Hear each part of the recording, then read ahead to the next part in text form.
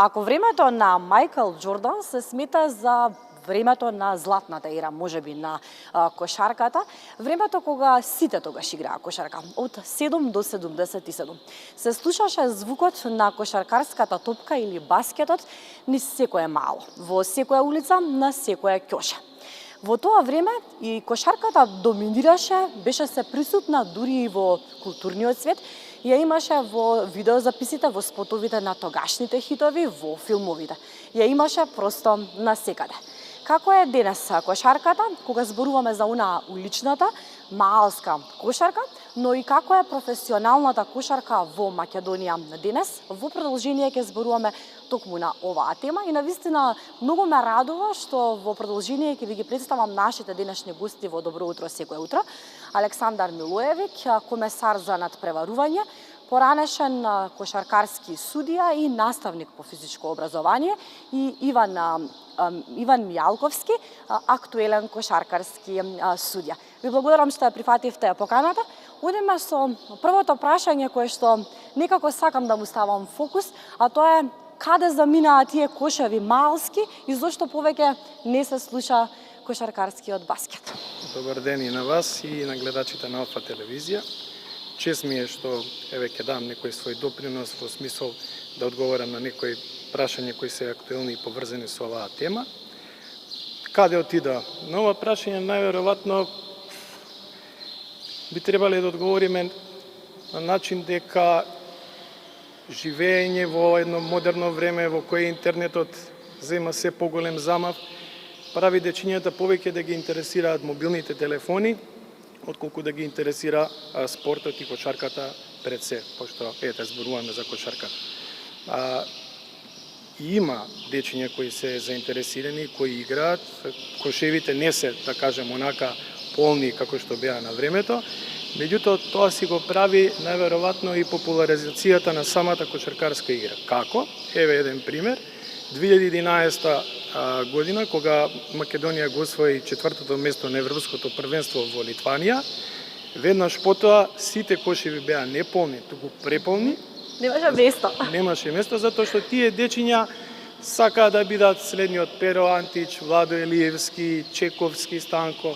Така да, како добиваме, да кажам, на некоја популаризација во генерални рамки, така и дечињата се гледаат дека еден ден ќе ги заменат овие играчи кои стварно представуваат наши легенди.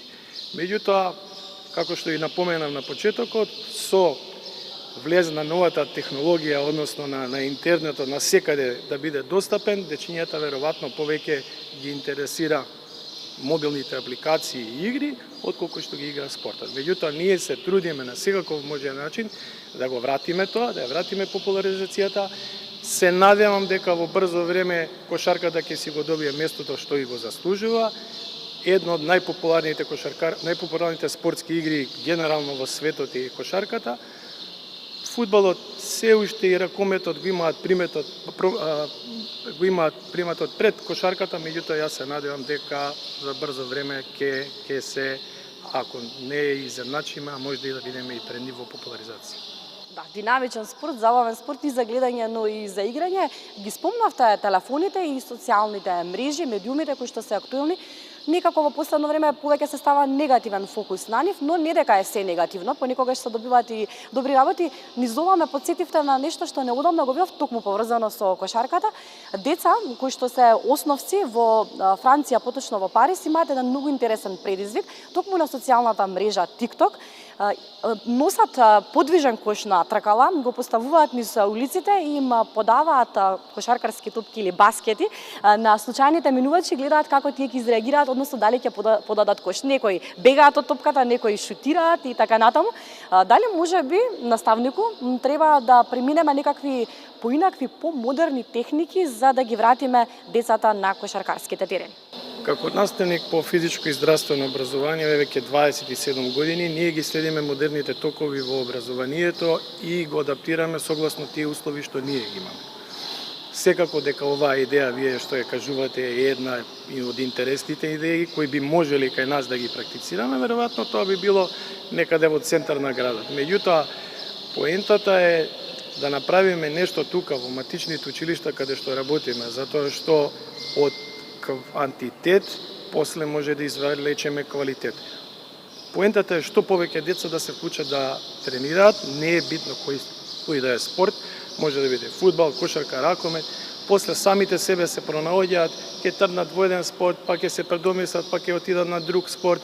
Тука, само што ги спомнавме, и социјалните мрежи имаат влијание, гледаат, пратат најквалитетните лиги во светот, па и во Европа, Евролигата, и врз база на тоа после да се одлучуваат за кој спорт и да се бават понатака. Да го вклучиме и нашиот гостин Иван Мјалковски, споменав актуелен кошаркарски студија. Вас ќе искористам приликата да ве прашам, кои се придобивките од тренирање, играње кошарка и да нека не биде професионално играње и рекреативно играње на кошарка? Кои се придобивки ги добива еден човек? Па пред се, фала на поканата што не поканивте да бидеме гости на Алфа телевизија. Кога се тренира и кога се учествува во, например, во кошарката, кај што сме ние учесници, има големи придобивки. Првим, секојдневен тренинг, дружење со едуцирани луѓе, тие што се занимаваат професионално во кошарката добиваат добри хонорари, ние како суди исто добиваме хонорари, сатисфакција. Сакам да упатам апел до сите млади кошаркари кои се откажуваат или до сите ученици кои завршуваат основно училиште, кои започнуваат средно училиште, да ни се придружат да бидат дел од кошарката како суди, како помошни суди, како тренери, да забораат малце на компјутерите, на телефоните. Времето поминато во сала, времето поминато со луѓе е безценето. Од сите може да се учи и од само се оди напред. Јас почнав да судам и учев од професорот Милојевиќ, сега ми е предпоставен и од нив научив многу. Сега како колеги јас им помагам на помладите и упатувам голем апел луѓето, фамилиите да ги запишуваат децата на било кој спорт, пошто седење дома или давање на дете на телефон не води нигде. Мислам, после има болести, кифоза, децата се анксиозни. Ако ќе дојдат на надпревар или на тренинг, они се релаксирани, кои се отидат дома, се опуштени. Така. Каков е интересот повеќе во последно време? Кој има мажите или жените? Кој е поизаинтересиран за кошарката? И едните и другите. Не можеме да поделиме. Не можеме да поделиме. Пред некој ден заврши надпреварувањето во првата лига жени, го добивме првакот, тоа е баскет кам од Каменица. Одлична атмосфера во салата, преполна сала, нормално со публика која навива стварно фер и коректно. Многу дечиња кои сакаат да бидат, девојчиња кои сакаат да бидат кошаркарки, беа присутни во салата, гледаат, така да не би можел да поделам да кажам дека едните или другите. И е зедначена. Да, јас низ овој разговор сакам да дадеме една оцена од 1 до 5. Велите дека е одлично, ме интересираше и тоа колку се полнат салите. Дали можеме да им дадеме 5 и на навивачите или можеби треба да ги повикаме и навивачите да ги полнат повеќе салите? Па оценката би била, хајде да кажам, негде тројка. Зошто би била тројка? Еве, претпоставам дека може да и гледавте првиот полуфинален надпревар од првата машка лига помеѓу екипите на МЗТ и Работнички. Одлична атмосфера, меѓутоа работи кои не би сакале да бидат присутни во салите, во смисол палење на бакни, фрлање на петарди, кои само не дека лошо влијаат во смисол цела една слика прават за кошарката, воопшто него влијаат и на самите актери доле, кои треба да внимаваат, треба да им овозможиме нормални услови за игра, а ние треба да се бавиме со тоа дали има премногу чад во салата, дали таа некоја петарда ќе повреди некој играч. И од тие аспекти ние и како федерација донесовме правилник со кој пробуваме да спречиме секое недолично несување и недостојно несување на спортските терени и во тоа горе-доле успеваме. Ваквите начини ќе пробаме да ги канализираме, на ваквите начини на навивање. Се надеваме дека во тоа ќе успееме, разговараме, активно сме вклучени со представниците на клубовите и представниците на полицијата и мислам дека ќе го привршиме првенството онака како што и доликува. Така, да, токму така, колку повеќе знаеш, толку подобро судиш. Така една убава позната парола. Спомена и професорот дека неудобно направивте една вистинска револуција кога се работи за спортот како кошарка со овој прирачник кој што го држам во раката, прирачник за кошаркарско судење, прв ваков тип, ваква книга, ваков учебник во Македонија. Оваа револуција треба да донесе вистински промени на терените во секоја смисла на зборот. Да подраскажеме што се крие оваа книга. Вака, прирачникот го започнавме да го работиме пред короната, пати короната, и со професорот се договоривме да бидеме активни, поради тоа што 2 години без едукација е сериозна празнина. Се договоривме да отвориме прим страница на интернет, која ја работевме секоја недела, вадевме по една тема, со прашања и обработка на чекори, на разни теми, како би им помогнале на колегите да бидат активни, да разменуваме мислења и да трнеме напред, поради тоа што долги години во Македонија не се направило ништо. Професорот рече да бидеме пионери, започнавме со едукација, да истакнеме голема благодарност до еминентни професори кои ни помогнаа со своји текстови, голема благодарност до нив, до наши колеги, и прирачникот беше издаден, целиот тираж го распродадовме, средствата се донирани за жртвите во Сирија и во Турција. Работиме на втора книга, се надеваме дека ќе биде многу подобра. Каков е одзивот на овој прирачник со оглед на тоа што тиражот експресно и брзо бил распродаден? Предпоставувам тие што го прочитале, тоа е од вашата фела луѓе. Какви се реакциите од колегите? Можеби некакви критики? Реакциите се одлични. Не го зема прирачникот само нашите колеги, туку зема и дел од тренерите и дел од играчите. Беа фасцинирани на што све има обработено во прирачникот и рекоа дека голем дел од нив им помогнал во припрема на утакмицата, во припрема на надпреварот и во размислувањето. Им помагаме како размислуваат судиите и во едукација со правилата.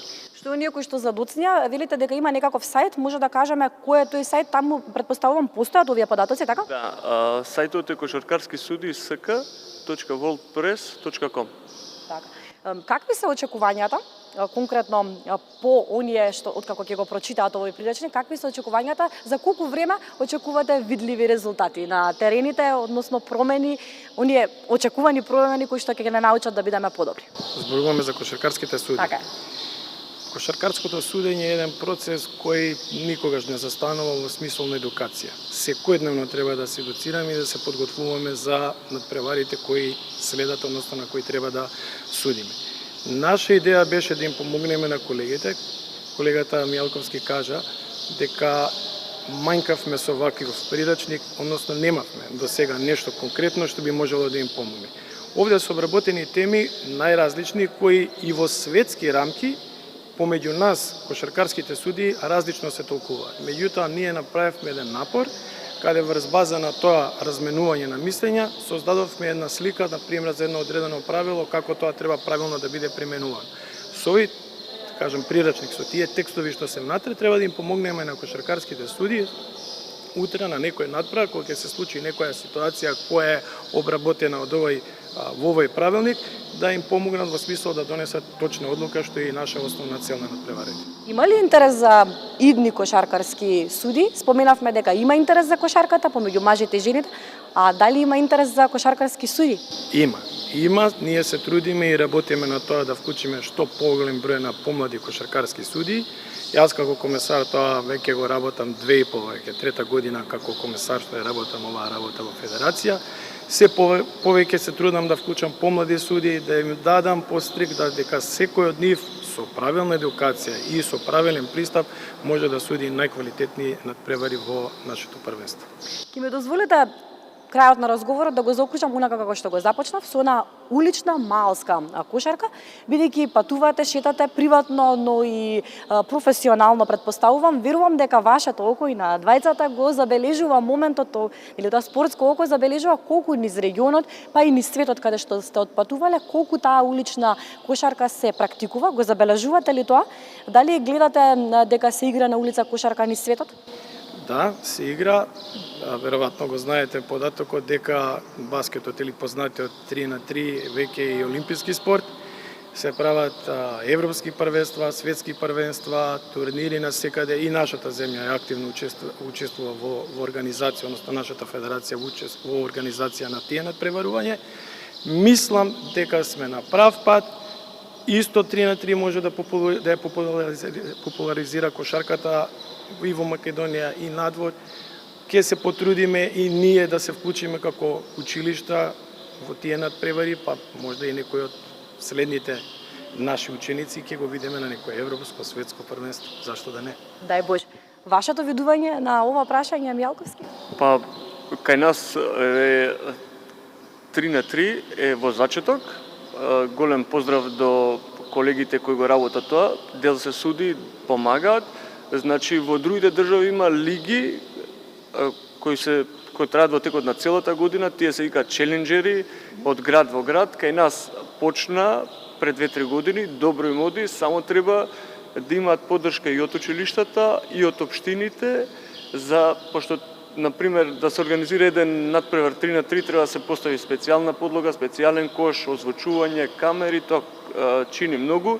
А луѓето што се во организација треба да добијат мала помош од некоја општина, например простор, кош, подлога и ќе се обмасови тоа целото и ќе искочи голема популаризација за сите деца и дај Господ да имаме представник на Европско првенство некоја година. Посакувам да се исполни тоа, и ние како медиум низ овој разговор, верувам дека успеавме да допреме до оние кои што не гледаат во моментот, па денеска деновиве да фатат по некоја топка, кошаркарска топка, баскет.